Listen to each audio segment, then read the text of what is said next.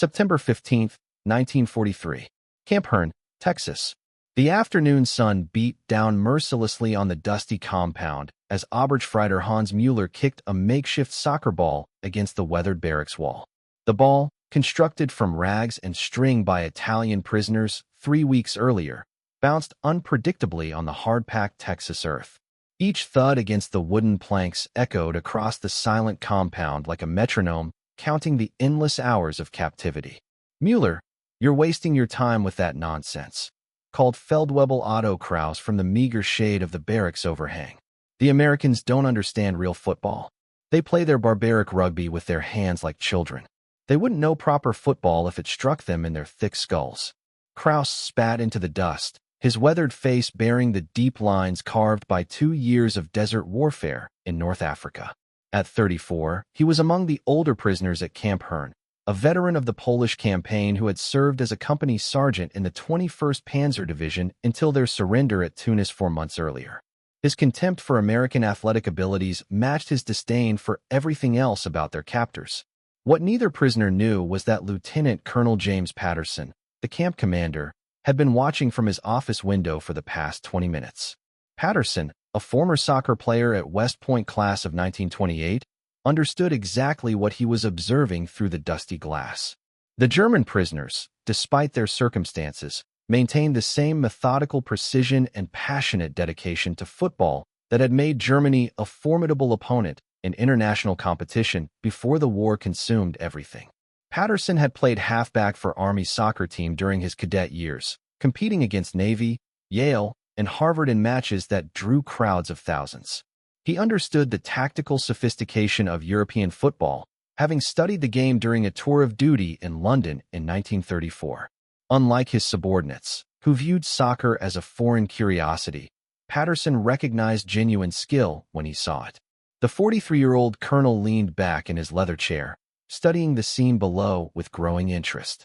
Mueller's technique was unmistakable, the ball control of someone who had spent years developing proper fundamentals. Each touch demonstrated muscle memory that survived months of captivity, malnutrition, and psychological strain. This wasn't casual recreation, but the instinctive behavior of a trained athlete maintaining his craft under impossible circumstances. That evening, as the September heat finally began to fade, Patterson made an unprecedented decision that would alter the dynamic of Camp Hearn forever. He would organize a soccer match between the German prisoners and American guards. The Germans, he reasoned, desperately needed physical activity and genuine competition to maintain mental health. The Americans needed to understand their prisoners as human beings rather than faceless enemies who existed only to be guarded and fed. "Sir, with all due respect, is this wise?" asked Captain Robert Walsh, the camp's athletic director and former high school football coach from Ohio. Walsh shifted uncomfortably in his wooden chair, his bulky frame making the furniture creak ominously. "These men were shooting at our boys 6 months ago in Tunisia. Some of our guards lost friends to these same soldiers. Fraternization regulations exist for good reasons." Patterson leaned forward, his steel-gray eyes fixed on Walsh with the intensity that had earned him respect throughout his military career. "Captain, they're prisoners of war, not wild animals. The Geneva Convention requires we provide recreational opportunities. And from what I observed today, they might actually teach us something about the game." Walsh frowned, his thick mustache twitching with skepticism. "Teach us what, sir? It's just kicking a ball around. Nothing our boys can't handle with proper American grit and determination." "That attitude, Captain, is exactly why we need this match," Patterson replied, pulling out a file folder marked Prisoner Recreation Programs. Intelligence reports indicate that many of these men played organized football in Germany, some at semi-professional levels. "We're not dealing with casual enthusiasts, but genuine athletes who happened to wear the wrong uniform." The announcement came during the evening roll call at precisely 1800 hours, as 2,847 German prisoners of war stood at attention in the fading Texas daylight. Camp interpreter Sergeant Klaus Hoffmann, a second-generation German-American from Milwaukee whose parents had immigrated in 1923, delivered the message in perfect Hochdeutsch that echoed across the silent compound. "Any prisoners interested in forming a football team to compete against American guards should report to the recreation area tomorrow at 1,400 hours. This is a voluntary activity. Participation will not affect work assignments or other camp privileges. Both teams will play under international football rules with neutral officiating. The reaction was immediate and electric. Prisoners who had barely spoken since their arrival in Texas suddenly animated with excitement that hadn't been seen since their capture.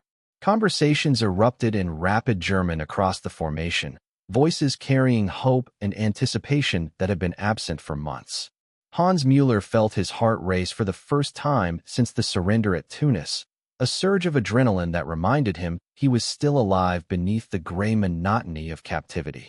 Unteroffizier Friedrich Weber, standing 3 rows behind Müller, felt tears forming in his eyes. Weber had been a striker for Schalke 04's reserve team before his conscription in 1940, scoring 17 goals in the 1939-40 season before the war interrupted his promising athletic career. The prospect of playing organized football again seemed impossible, a gift from captors who had every reason to deny such pleasures to defeated enemies. That night in Barracks 7, the prisoners talked well past the official lights-out time of 2,100 hours, their voices carrying in urgent whispers through the Texas darkness. Guard Corporal Jimmy Martinez, walking his patrol route, could hear the excitement through the thin wooden walls but chose to ignore the minor regulation violation. The sound of hope, he recognized, was something these men had earned through months of exemplary behavior. "They cannot be serious about this," whispered Weber to his bunkmate, Gefreiter Paul Fischer, a midfielder who had played for Dortmund's youth teams before the war. "Since when do captors play games with prisoners? This must be some form of American psychological warfare or propaganda scheme. Since when do captors treat prisoners as well as we've been treated here?" Fischer responded, staring at the wooden ceiling where previous occupants had carved initials and dates. "Perhaps the Americans are genuinely different than everything we were told during indoctrination. Remember, we were promised they would torture us, starve us, work us to death. Instead, we eat better than we did in Africa." The conversation continued until nearly midnight, touching on experiences that contradicted 3 years of Nazi propaganda about American character. These men had been fed regularly, provided medical care, given clean bedding and adequate shelter.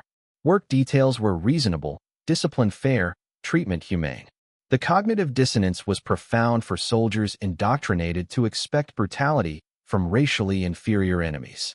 By morning formation, 67 prisoners had volunteered for the soccer team, representing nearly every unit that had surrendered in Tunisia. Most had played organized football in Germany, either for military units, factory teams, or local clubs scattered across the Reich. Several had competed at semi-professional levels, including Weber's experience with Schalke and Fischer's time with Dortmund youth squads. Oberstfreiter Kurt Zimmermann had played for his garrison team in Cologne before deployment to Africa. Feldwebel Anton Richter had been captain of his factory team in Essen, leading them to a regional championship in 1938. Even Stabsfeldwebel Heinrich Müller, the senior non-commissioned officer among the prisoners, had played organized football during his youth in Bavaria before joining the regular army in 1923. The diversity of experience created immediate organizational challenges. Men who had learned different tactical systems, played different positions, followed different strategic philosophies needed to form a cohesive unit. The task fell naturally to Hans Müller, whose leadership abilities had been honed as a squad leader in the Afrika Korps, but translated perfectly to athletic organization and team building. The Americans, meanwhile, faced their own significant challenges in forming a competitive team. Few guards had played soccer beyond childhood games in schoolyards or neighborhood pickup matches. Most preferred baseball, American football, or basketball. The cultural gap was enormous. What Americans called soccer was barely recognized as the same sport Europeans knew as football. Lieutenant Patterson had played collegiate soccer at West Point, competing in an era when the sport enjoyed brief popularity among East Coast universities. Sergeant Mike O'Connor, a tough Irish-American from Boston's working-class neighborhoods, had grown up playing street football with immigrant children whose fathers brought the game from Ireland, Scotland, and Italy. These men understood the sport's fundamentals, but lacked the systematic training and tactical sophistication of their German opponents. "Boys, I'm going to level with you. Patterson addressed his volunteer team during their first organizational meeting in the camp's recreation hall. These Germans have been playing this game since they could walk. They understand tactics, formations, and techniques that we've never encountered. We're going to get embarrassed if we don't approach this with absolute seriousness and dedication. The American volunteers, 19 guards ranging from age 21 to 38, looked skeptical. Corporal Tony Ricci from Newark, New Jersey, had played some amateur soccer in Italian-American leagues but considered it inferior to baseball. Private First Class Bill Murphy from Chicago's South Side had learned basic soccer from Polish immigrants in his neighborhood but preferred boxing and American football. Sergeant Bob Thompson from rural Oklahoma had never seen a soccer match in his entire life. "Sir, how hard can it be?" asked Private Rodriguez from Los Angeles, whose Mexican heritage had provided some exposure to the game. "It's just running around kicking a ball. American athletes are superior to Europeans. We proved that in the Olympics before the war." Patterson shook his head, recognizing the dangerous overconfidence that could lead to humiliation. "Private, these men didn't just play casually on weekends. They played in organized leagues with professional coaching, systematic training, and tactical instruction. They understand strategy, positioning, and teamwork in ways we've never experienced. This isn't about individual athletic ability. It's about collective understanding of a complex game." The Americans began training with surprising dedication once they grasped the challenge's magnitude. Patterson acquired soccer training manuals from the War Department's Recreational Services Division, studying British Army coaching guides and collegiate instructional materials. The team practiced basic ball control, passing accuracy, and elementary tactical positioning for 2 hours daily after regular guard duties. October 1st, 1943. The German prisoners had transformed a section of Camp Hearn into a proper football pitch through sheer determination and meticulous German engineering principles. Using shovels, rakes, and leveling tools provided by the camp administration, they had cleared, graded, and marked a regulation-sized field that would have impressed professional groundskeepers in Berlin or Munich. Working during their allocated recreation periods and personal time, teams of prisoners had removed rocks, filled holes, and created as level a playing surface as Texas geology would permit. They marked boundaries with lime obtained from the camp's construction supplies, measuring distances with improvised chains made from knotted rope. Goalposts were constructed from scrap lumber discarded by ongoing camp construction projects, assembled with the precision that had once built Panzer tanks and Messerschmitt fighters. Hans Mueller emerged as the natural team captain through a combination of leadership experience, tactical understanding, and universal respect among his fellow prisoners. His organizational skills, honed as a squad leader in the Afrika Korps during some of the war's most challenging campaigns, translated perfectly to football team management and strategic planning. During their third organized practice session, Mueller stood before 60 potential team members arranged in military formation, clipboard in hand, assigning positions based on pre-war experience and abilities observed during training sessions. His approach was methodical, systematic, thoroughly German in its attention to detail and respect for proven competence. "Weber, you'll play center forward as you did for Schalke's reserves. Your finishing ability and goal-scoring instincts are superior to anyone else in the camp. Kraus, your size and defensive experience make you perfect for center back. You understand positioning and can organize the defense through vocal leadership." Mueller's voice carried the authority of command that had once directed men through minefields and artillery barrages in the Western Desert. "Fischer, your vision and passing accuracy qualify you for central midfield. You'll control the tempo and distribute the ball to our attacking players.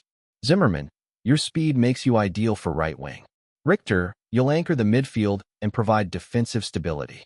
The German team practiced with an intensity that surprised their American guards and astounded camp administrators. They ran tactical formations, practiced set pieces, and worked on combination plays with the same precision they had once applied to military operations. Football became their connection to a Germany that existed before the war, before ideology destroyed their homeland, before everything they had believed proved false. Training sessions began at dawn and continued until the Texas heat became unbearable around noon.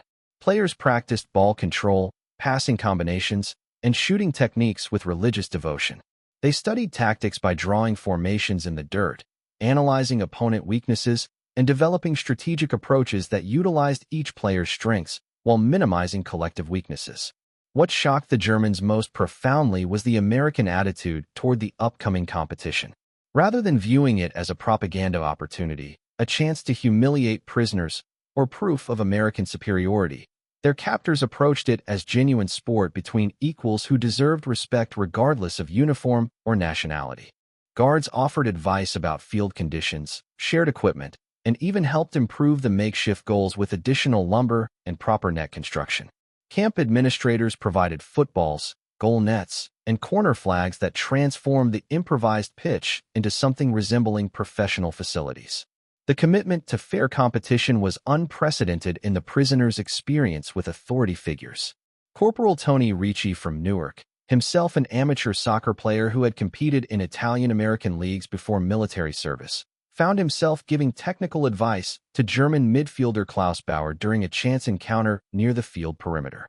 "Your first touch is too heavy," Ricci demonstrated, using a practice ball to show proper technique. "Control it closer to your body, like this. Let the ball come to you instead of chasing it." European players are supposed to understand these fundamentals better than Americans. The absurdity of the situation wasn't lost on either man. 6 months earlier, they might have been shooting at each other across the sand dunes of Tunisia or the mountains of Sicily. Ricci's older brother had died at Kasserine Pass, possibly killed by soldiers from the same units now imprisoned at Camp Herne. Yet here they stood, enemy soldiers sharing technical knowledge about ball control and tactical positioning. Bauer, a former automotive worker from Stuttgart who had played for his factory team before conscription, accepted the instruction with gratitude that transcended nationality. "Danke, Corporal. In Germany, we called this Ballgefühl, ball feeling. You understand this concept better than most Americans we have observed." American preparations revealed their own surprises as Lieutenant Patterson and his coaching staff discovered that several guards possessed better soccer skills than expected. Private Jimmy Rodriguez from East Los Angeles had played for his high school team, competing in a league dominated by Mexican-American students whose families had brought football traditions from Mexico. His technical ability and tactical understanding exceeded anything his superiors had anticipated. Sergeant Bill Murphy from Chicago's South Side had learned the game from Polish and Italian immigrants in his ethnically diverse neighborhood, playing in organized leagues that maintained European tactical traditions and coaching methods. His crossing accuracy and corner kick technique would have impressed coaches in Warsaw or Naples. Private Bob Wilson from rural Pennsylvania had grown up playing soccer with children of Welsh miners whose fathers had brought the game from the coal regions of South Wales. His defensive positioning and tactical discipline reflected systematic training that contradicted American stereotypes about European football being the only sophisticated version of the game. More importantly, the Americans began studying German tactical approaches with the same intensity they had once applied to military intelligence gathering. They watched practice sessions from the fence line, noting the prisoners' emphasis on passing combinations, positional discipline, and collective movement that created scoring opportunities through systematic build-up play rather than individual brilliance. "They're not just kicking the ball around randomly," observed Captain Walsh during one German practice session, his earlier skepticism replaced by professional respect for what he was witnessing. "Every movement has tactical purpose. Every pass serves strategic objectives. It's like watching a military exercise adapted to athletic competition." The German prisoners studied their American opponents with equal intensity and growing respect. They noted American athleticism, speed, and physical strength that exceeded European standards. But they also observed something unexpected and profoundly troubling to men indoctrinated in Nazi racial theories: the Americans' obvious respect for the game itself and for their opponents as worthy competitors deserving fair treatment. "They could have made this humiliating," Weber confided to Mueller after their 5th practice session, speaking quietly as they walked back to the barracks in the fading evening light. "They could have provided inferior equipment, maintained poor field conditions, or arranged biased officiating that guaranteed American victory. Instead, they seemed genuinely interested in fair competition between equals." This realization began affecting prisoner attitudes in ways that extended far beyond football and athletic competition. If Americans could demonstrate such sportsmanship toward defeated enemies, such respect for opponents they had every reason to hate, what did that suggest about American character and moral values? What did it reveal about the Nazi propaganda they had been taught regarding American weakness, racial inferiority, and moral decay? The cognitive dissonance was profound for men who had been indoctrinated since childhood to believe that Americans were racially mixed, morally corrupt, militarily weak, and culturally inferior. Yet their daily experience contradicted these teachings at every turn. Americans fed them adequately, provided medical care, maintained reasonable work conditions, and now offered genuine athletic competition conducted according to international rules with neutral officiating. As the match date approached, both teams intensified their preparations with the seriousness of military campaigns.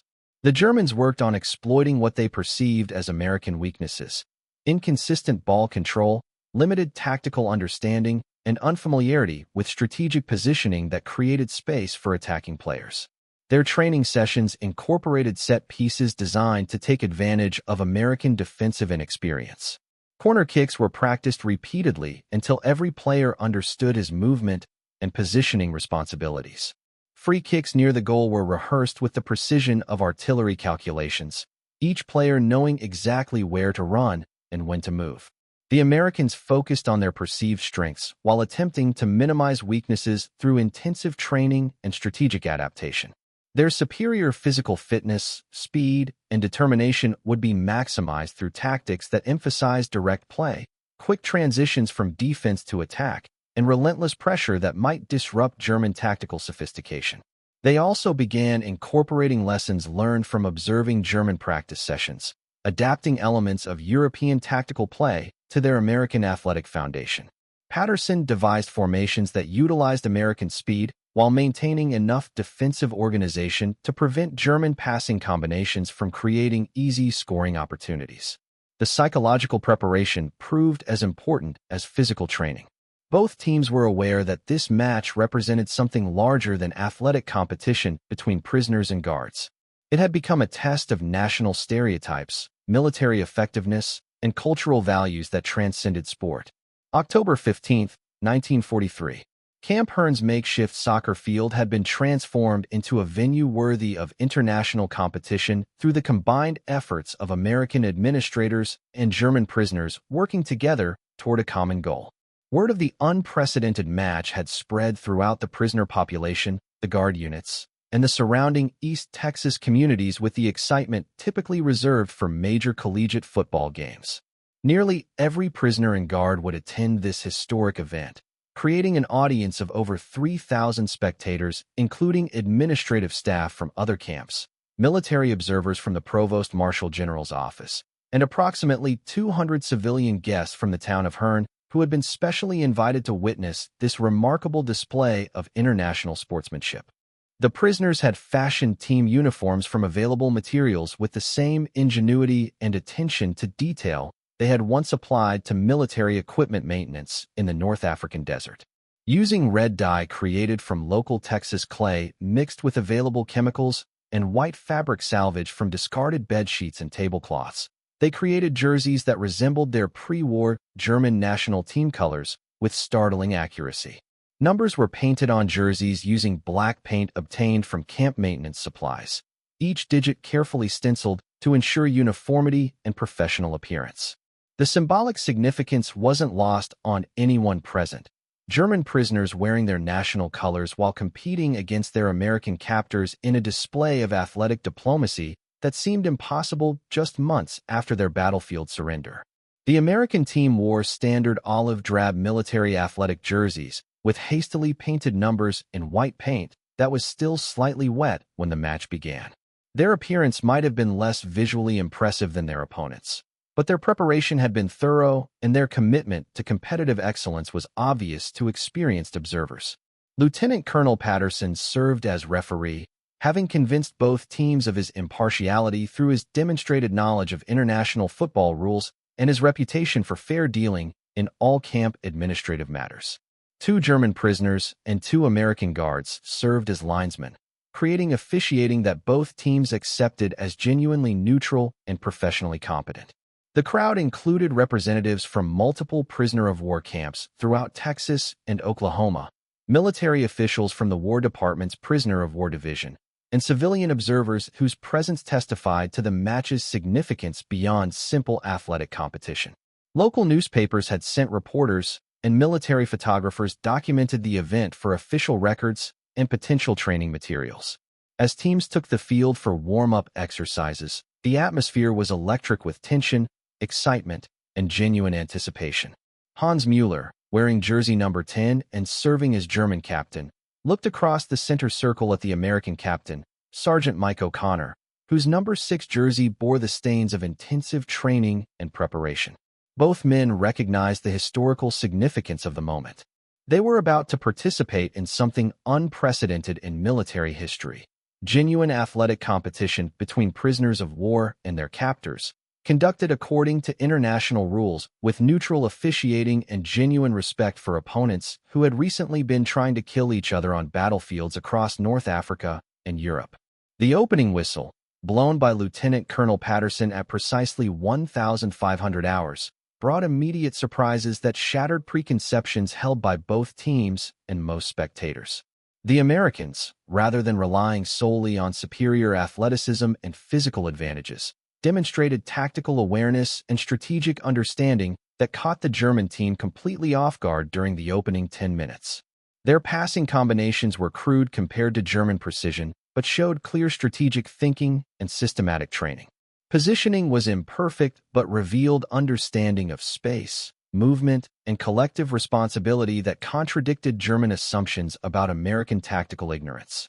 These players had obviously studied the game seriously and incorporated genuine strategic concepts into their approach. More shocking to the Germans was American ball control and technical skill levels that exceeded all expectations based on their limited previous exposure to American athletic abilities. Private Rodriguez controlled difficult passes with a first touch that would have impressed Bundesliga scouts in Hamburg or Munich. His ability to receive the ball under pressure and distribute accurately demonstrated training that seemed impossible given American soccer's supposed inferiority. Sergeant Murphy's crossing accuracy from wide positions troubled the German defense immediately, creating scoring opportunities through precise deliveries that required defenders to make difficult decisions under pressure. His corner kicks were delivered with pace and accuracy that forced German goalkeeper Weber to make saves that drew appreciative murmurs from knowledgeable spectators. Within 15 minutes, the match had evolved into genuine athletic competition that transcended its prisoner guard origins.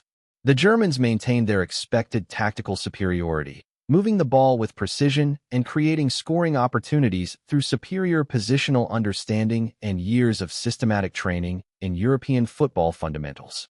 Their passing combinations flowed with the smooth precision of a well-oiled machine, each player understanding his teammates' movements and preferences through countless hours of practice and shared football culture. When Fischer received the ball in midfield, Weber automatically made his run into space, while Zimmerman provided width on the opposite flank, creating triangular passing options that American defenders struggled to close down effectively. But American speed, physicality, and relentless competitive intensity disrupted German rhythm and created different types of scoring opportunities through direct play and individual athletic superiority. When Rodriguez received the ball on the wing, his acceleration left German defenders struggling to match his pace. Murphy's physical strength in aerial duels gave Americans advantages in set-piece situations that German tactical sophistication couldn't completely neutralize. The first goal came from an unexpected source that demonstrated the unpredictable nature of athletic competition regardless of theoretical advantages. German midfielder Klaus Bauer, attempting to clear an American corner kick under pressure from 3 converging opponents, deflected the ball into his own net with a header that was intended to send it safely out of bounds. The American celebration was notably restrained and respectful, demonstrating sportsmanship that impressed German prisoners and surprised many American spectators who had expected more demonstrative displays of victory over defeated enemies. Several American players actually offered brief gestures of consolation to Bauer, acknowledging the unfortunate nature of the goal while maintaining competitive focus. This moment revealed something profound about American sporting culture and national character that contradicted Nazi propaganda about American cruelty, vindictiveness, and moral corruption. Rather than celebrating wildly at their opponent's misfortune or using the goal as an opportunity to humiliate prisoners, the American players showed genuine respect for the game and their opponents as fellow competitors deserving dignity. The German response was immediate, devastating, and thoroughly professional. Within 10 minutes, they had scored twice through brilliant combination play that showcased the tactical superiority and technical precision that had made German football feared throughout Europe before the war interrupted international competition. The first equalizer came through a flowing movement that involved 8 consecutive passes without an American player touching the ball. Starting with goalkeeper Weber's distribution to right back Richter, the ball moved through systematic passing combinations that pulled American defenders out of position and created space for Fischer to deliver a perfect through ball that Weber finished with clinical precision. The second goal demonstrated the technical superiority that German players had developed through decades of organized football culture and systematic youth development programs. Fischer, receiving the ball 25 yards from goal under minimal pressure, struck a shot with perfect technique and power that gave American goalkeeper Sergeant Thompson no chance for a save despite his desperate diving attempt. The Americans didn't collapse under pressure or allow German technical superiority to demoralize them. Instead, they adapted their tactical approach and intensified their physical commitment in ways that demonstrated the resilience and competitive spirit that had carried American forces to victory on battlefields throughout the Pacific and European theaters. They began playing more direct football, using their speed and strength to create different types of opportunities that bypassed German tactical organization through individual brilliance and athletic superiority. Long passes from defense found Rodriguez running behind German defenders whose positioning was perfect for stopping systematic build-up play, but vulnerable to direct attacks utilizing American pace. By halftime, they had scored again through a magnificent individual effort by Rodriguez that showcased pure athletic ability overcoming tactical sophistication. Receiving the ball near the center circle, he used his superior speed to outrun 3 German defenders and his physical strength to resist challenges that would have stopped smaller players, finishing with a shot that demonstrated both power and precision. The halftime score of 2-2 told only part of the story of a remarkable 45 minutes that had shattered stereotypes and exceeded expectations for both teams and virtually every spectator. More significant than the goals scored was what both teams had learned about themselves, their opponents, and the possibilities for understanding between former enemies. The second half of the match revealed the true transformative power of athletic competition to transcend national boundaries, military conflicts, and ideological differences between men who had been taught to hate each other based on uniform colors and political allegiances rather than individual character and shared humanity. Both teams had moved beyond their initial stereotypes and preconceptions, engaging in pure sport that honored the game itself while demonstrating the highest levels of competitive intensity and mutual respect. German prisoners who had arrived at Camp Hearn believing Americans were soft, undisciplined, and morally inferior watched opponents who fought for every ball with determination, skill, and scrupulous adherence to fair play principles. The American players celebrated goals with joy but acknowledged good play by opponents with applause and encouraging words. When Fischer made a spectacular save in the 48th minute, diving to stop a powerful shot from Murphy, several American players clapped briefly before returning to their positions for the resulting corner kick. Americans who had expected German prisoners to be either broken men crushed by defeat or dangerous fanatics consumed with hatred discovered athletes who played with obvious joy, remarkable skill, and genuine respect for opponents who had shown them unexpected dignity. The prisoners celebrated goals enthusiastically but accepted referee decisions without protest, encouraged teammates through difficult moments, and acknowledged good American plays with professional appreciation. The match's emotional climax came in the 70th minute when German captain Hans Müller and American midfielder Corporal Tony Ricci collided while pursuing a loose ball near the center circle. Both men went down hard from the impact, and for a terrifying moment that seemed to last forever, the historical tensions and recent battlefield animosity threatened to resurface and destroy the afternoon's remarkable display of sportsmanship. Instead, something beautiful and profound occurred that would be remembered by every spectator for the rest of their lives. Mueller, despite being clearly shaken by the collision, immediately helped Ricci to his feet while checking to ensure the American player wasn't seriously injured. Ricci, whose brother had died fighting against German forces at Kasserine Pass just 8 months earlier, responded by steadying Mueller and asking in broken German if he needed medical attention. The crowd, both American and German, erupted in spontaneous applause that continued for nearly a minute. In that single moment of mutual concern and respect, enemy soldiers had become fellow athletes, competitors united by shared commitment to fair play and recognition of each other's humanity beneath the uniforms that had made them enemies. Lieutenant Colonel Patterson later wrote in his official report that this incident represented the precise moment when sport transcended warfare and demonstrated the possibility for reconciliation between former enemies through recognition of shared values and common humanity. The final 20 minutes featured some of the most skillful and competitive play witnessed at any level of soccer in Texas during the entire war. Both teams played with complete commitment while maintaining the mutual respect that had developed throughout the afternoon. Technical skill combined with physical intensity to create football that would have impressed professional observers in any country.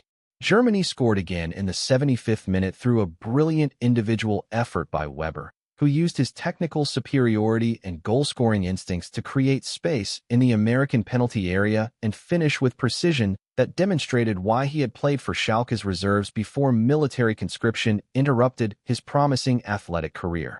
The Americans equalized 3 minutes later when Murphy's perfectly delivered corner kick found Sergeant O'Connor unmarked at the far post, and the Boston native's powerful header gave German goalkeeper Weber no chance for a save despite his desperate attempt to reach the ball. The final score of 3-3 seemed almost inevitable, a result that honored both teams' efforts while avoiding the potential complications of definitive victory or defeat between prisoners and captors. More importantly, the result mattered far less than what had transpired during 90 minutes of genuine athletic competition. After the final whistle, players from both teams exchanged handshakes, shared water from the same containers, and engaged in animated discussions about tactics, techniques, and individual performances.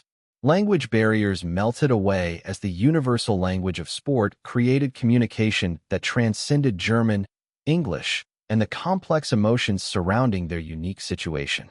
"Your number 7 has excellent vision and passing ability," Mueller told Lieutenant Colonel Patterson through interpreter Sergeant Hoffman, referring to Fischer's performance in the American midfield. "In Germany, we would say he has true footballer's intelligence. With proper training and coaching, he could play at very high levels." Patterson smiled with genuine pleasure at the compliment. "Your boys made us look like beginners during the first 30 minutes. He responded with equal respect. "We learned more about real soccer in this afternoon than most of us had understood in years of playing the game casually." The post-match gathering extended well into the evening as cultural exchange occurred through shared passion for athletic competition and mutual recognition of skill regardless of nationality or recent battlefield allegiances. German prisoners taught American guards technical skills like proper ball control, strategic positioning, and tactical movement patterns that had been developed through decades of systematic European coaching methods. Americans shared conditioning techniques, strength training concepts, and the competitive intensity that characterized American sporting culture at its best. More importantly, both groups discovered that their opponents possessed the same love of competition, respect for skill, and commitment to fair play that transcended national boundaries and military conflicts. The psychological impact of the match extended far beyond the soccer field and into fundamental questions about national character, enemy stereotypes, and the possibilities for understanding between peoples who had been taught to view each other as racially and morally inferior. German prisoners began questioning other aspects of Nazi propaganda with the same critical thinking they had applied to pre-match assumptions about American athletic abilities. If Americans weren't the weak, corrupt, undisciplined enemies they had been taught to expect, if these captors could demonstrate such fairness, skill, and sportsmanship, what other Nazi teachings might be equally false? What did this suggest about the fundamental nature of the conflict they had been fighting and the ideological foundations of the regime they had served. American guards gained new respect for German military training, tactical discipline, and individual character, recognizing that their prisoners were skilled, intelligent, and fundamentally decent men who had been misled by political leadership rather than representing some inherently evil enemy that deserved permanent hatred and suspicion. Within weeks of the initial match, regular soccer games became a fixture of Camp Hearn's recreational program and a model for prisoner-guard relations throughout the American prisoner-of-war system. Mixed teams of Germans and Americans played against prisoners from other camps, creating ongoing competition that maintained high skill levels while fostering continued understanding between former enemies. The athletic program became so successful and psychologically beneficial that military officials from camps throughout Texas, Oklahoma, and other states visited Camp Hearn to study the program's impact on prisoner morale, guard relations, and overall camp administration. The soccer matches had solved disciplinary problems, reduced escape attempts, and created cooperation levels that exceeded all expectations. More competitions followed the initial success.